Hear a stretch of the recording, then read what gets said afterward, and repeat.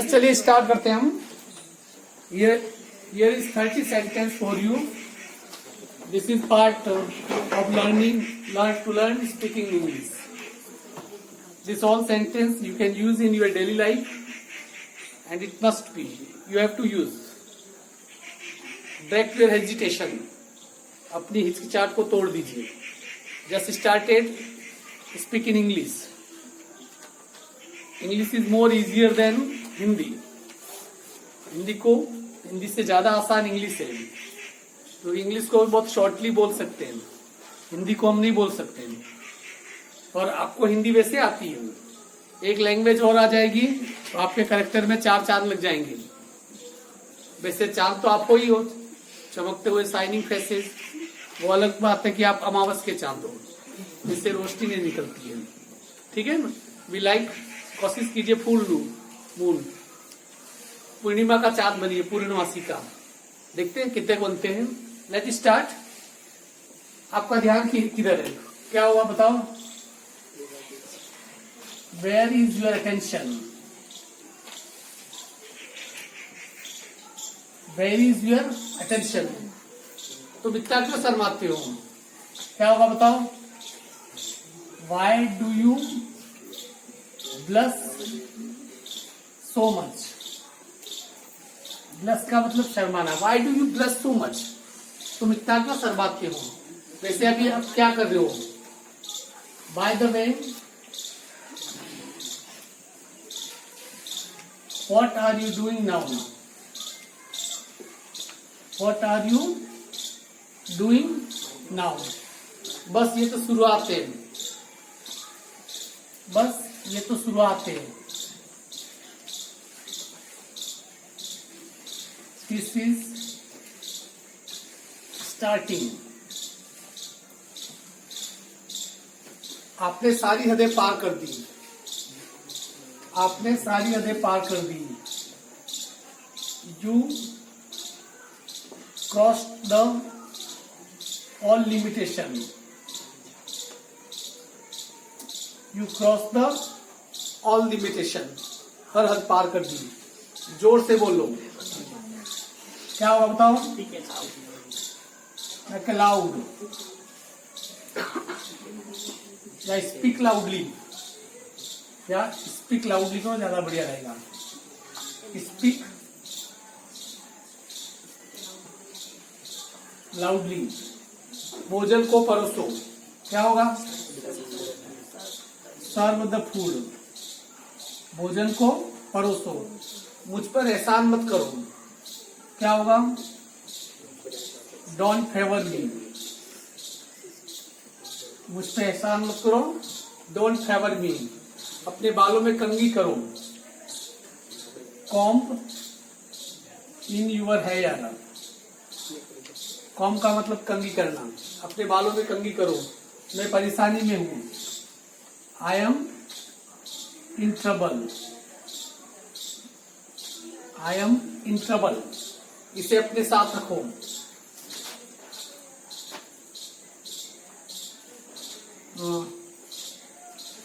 Keep up him with you. इसे अपने साथ रखो। मुझे वहां पहुंचा दो। मुझे वहां पहुंचा दो।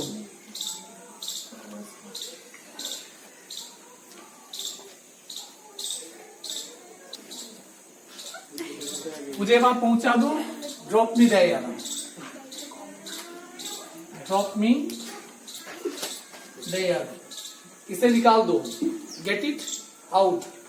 इससे मुक्ति पाओ। Get ride it. इससे मुक्ति पाओ। मुझे समझ आ रहा है। आई एम अंडरस्टैंडिंग, ये नहीं होगा। I am getting it. मैं इसे समझ रहा हूं। दूर हो जाओ। क्या होगा? Keep away. हिंदी में लिखो। क्या होगा? राइट इन हिंदी। आप कुछ खाते क्यों नहीं? वाई डोंट यू इट, मैं सच कह रहा हूं। आई एम टेलिंग ट्रूथ, मैं सच कह रहा हूं। इन दिनों क्या हो रहा है? WhatsApp this days, WhatsApp this days. यहाँ कैसे आना हुआ? What brings you here. यहाँ कैसे आना हुआ? What bring you here. मैं आसपास था। I am around, sorry I was around. क्या होगा? अराउंड का मतलब पास पास। कहाँ थे इतने दिनों से? Where have you been all this day. इन दिनों कहाँ थे? ये भी हो सकता है। आपका घर कहाँ है? वेयर इज योर होम या हाउस। मैं दिल्ली जाना चाहता हूं। क्या होगा? I want to go Delhi. I want to go Delhi. अपने पिता को मत सिखाओ। Don't teach your father. Don't teach your father. मुझे मुश्किल लगता है। क्या होगा इसका? मुझे मुश्किल लगता है। I find it difficult. I find it difficult.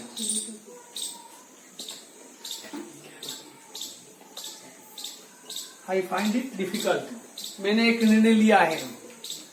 I take a decision. I take ए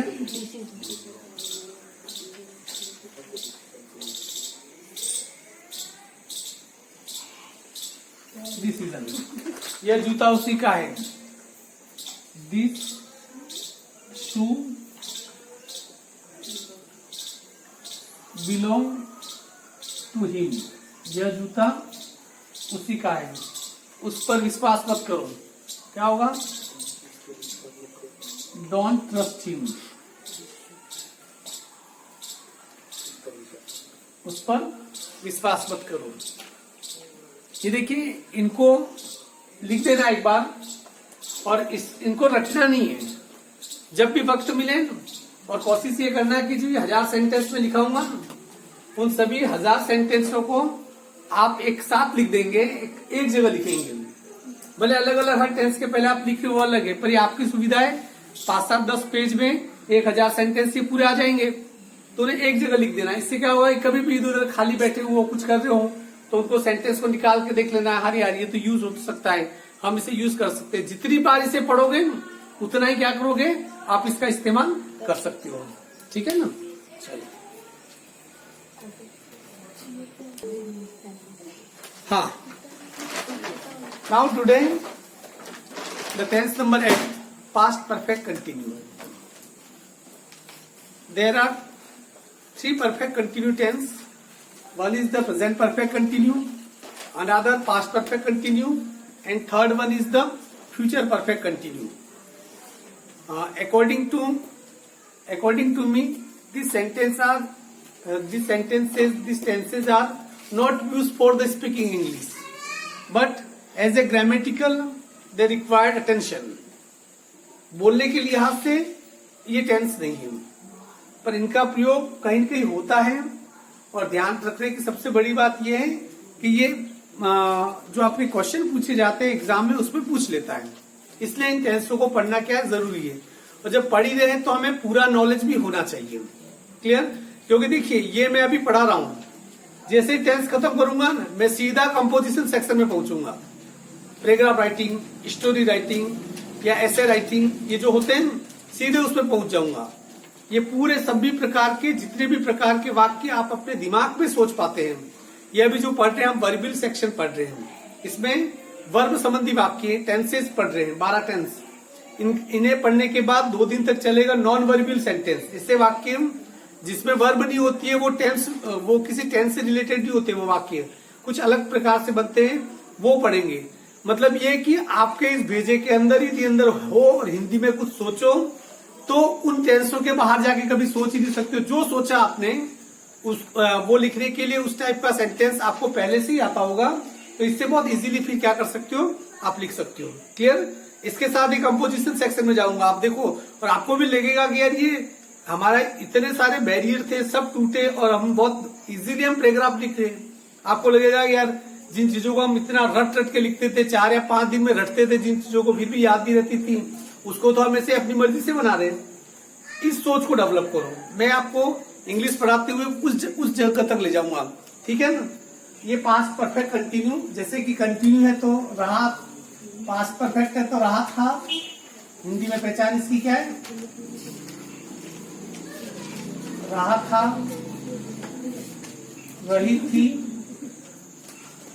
रहे थे प्लस टाइम। ये तो पास्ट कंटिन्यू में भी था। पास्ट कंटिन्यू की भी पहचान क्या थी? रहा था, रहे थे, रही थी। पर इसमें यह है कि इस पे टाइम जुड़ जाएगा। पास्ट कंटिन्यू में और पास्ट परफेक्ट कंटिन्यू में ये अंतर है कि पास्ट कंटिन्यू में कोई काम जारी था और इसमें काम जारी था, कब से जारी था ये भी समय दे रखा होता है। जैसे बारिश हो रही थी, it was raining, this is the past continue. पर कई दिनों से बारिश हो रही थी, it had been raining for many days. यहां पर किसका प्रयोग होगा? समय के साथ, एक निश्चित समय से काम जारी रहता है। दूसरा देखिए, इसमें एडवर्बियल मुझे इस बार बताने की जरूरत नहीं पड़ेगी। इसमें फॉर और सिंस का प्रयोग होता है। किसका? पर I have already told you where we can use the for and where since. मैं आपको बता चुका हूं फॉर का प्रयोग कहाँ होता है, सिंस का प्रयोग क्या होता है, बार बार नहीं बताऊंगा। तो ये फॉर या सिंस फिर फ्यूचर परफेक्ट कंटिन्यू में भी आएगा। फॉर का जो समय इसका उपयोग होता है जस्ट पीरियड ऑफ टाइम, और सिंस का उपयोग होता है पॉइंट ऑफ टाइम, निश्चित समय और अनिश्चित समय के लिए। ठीक है, इसका रूल्स है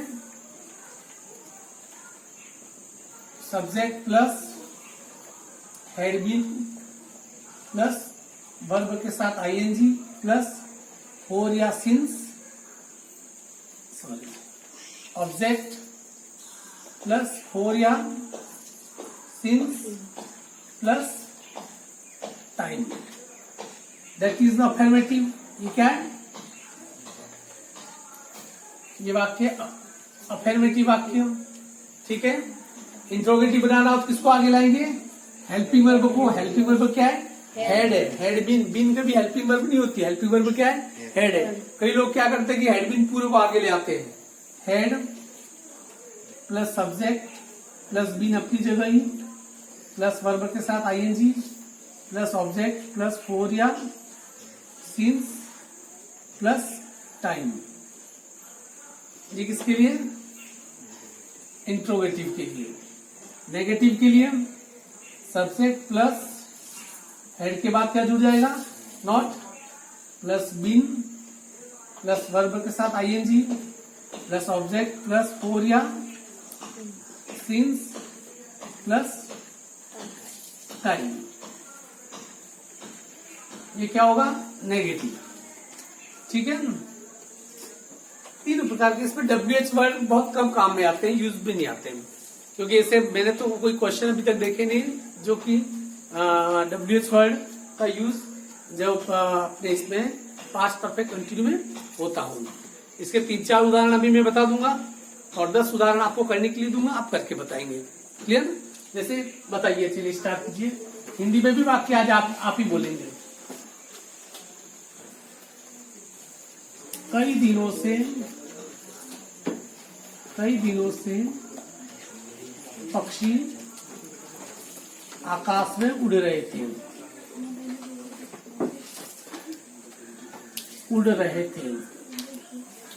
सब्जेक्ट क्या है इसमें?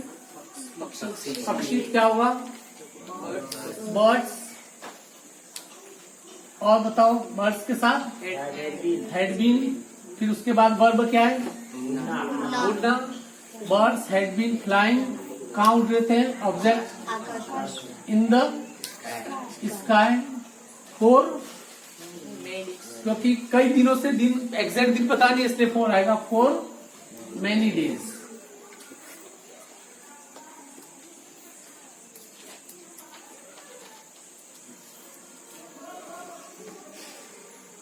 हम 50 सालों से गरीबी के विरुद्ध लड़ रहे थे। विरुद्ध लड़ रहे थे। सब्जेक्ट क्या है इसमें? हम के लिए वी के साथ वी हैड बीन। काम क्या हो रहा है? लड़ने को fighting. We had been fighting. क्या किससे लड़ रहे थे? गरीबी के विरुद्ध। ऑब्जेक्ट क्या है? गरीबी के विरुद्ध। We had been fighting against poverty for 50 year. कितने? 50 ईयर्स। हम 50 साल से गरीबी के विरुद्ध लड़ रहे थे।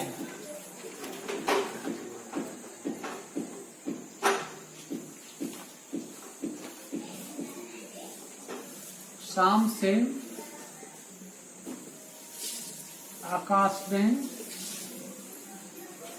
बादल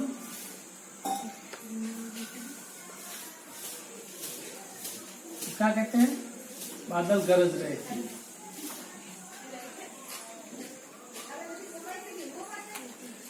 शाम से आकाश में बादल गरज रहे थे। सब्जेक्ट क्या है? बादल को क्या कहते हैं? क्लाउड्स। क्लाउड के साथ हैड बीन। काम क्या हो रहा है? गरजने को क्या कहते हैं? थंडरिंग। ठीक है, thunder, thundering. Had been thundering. कहाँ गरज रहे थे? आकाश में। In the sky. सिंस लगाओ या फोर? सिंस। शाम के लिए क्या? Since evening. Is it clear? इसके कुछ वाक्य दूं तो आप लोग कर सकते हैं। पहले आप करेंगे फिर मैं बताऊंगा। ठीक है ना?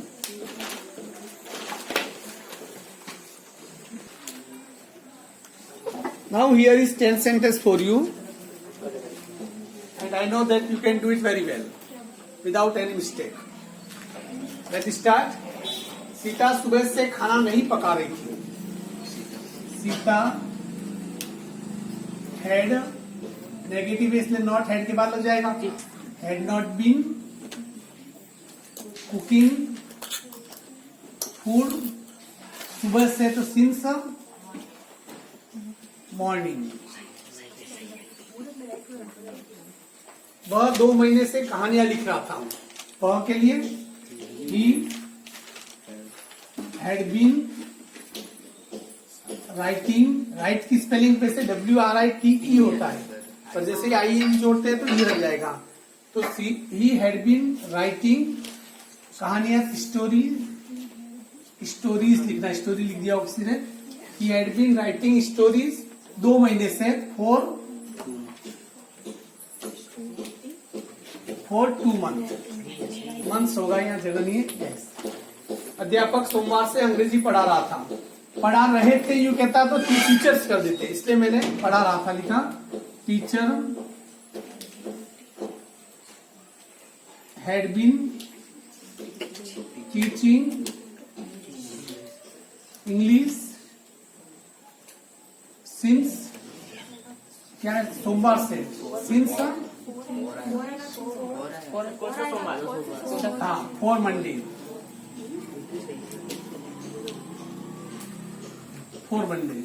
क्या तुम्हारा भाई 2 घंटे से फुटबॉल खेल रहा था? इंट्रोगेटिव है तो had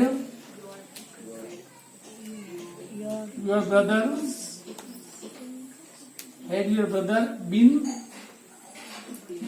playing football for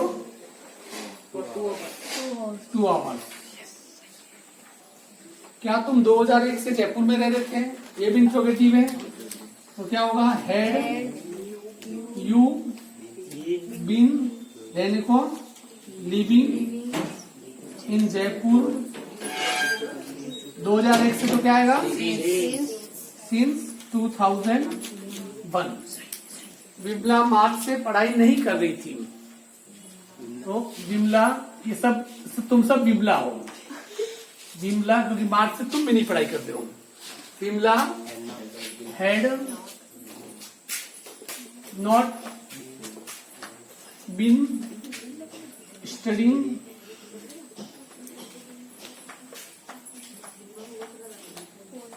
for March. क्या लड़के 1 घंटे से शोर कर रहे थे? इंट्रोगेटिव है। Had boys been making a noise, making a noise 1 घंटे से फॉर 1 आवर। क्या तुम्हारी माता सुबह से कपड़े धो रही थी? हैड यूर मदर बीन, धोने को क्या कहते हैं? Washing clothes since morning, since morning. Shimla में 1 सप्ताह से बर्फ गिर रही थी। किससे बनेगा वाक्य? It had been snowing in Shimla for 1 week. ये वाक्य ऐसे भी बन सकता है, बता दूं मैं आपको। Snow had been falling in Shimla for 1 week. Snow यदि बर्फ को सब्जेक्ट बना दो, गिरने के लिए फॉलिंग कर दें तो काम हो जाएगा। Snow had been falling in Shimla for 1 week. वह 1 घंटे से भगवान की पूजा कर रहा था। ही हैड बीन, पूजा करने को कहते हैं वर्शिप।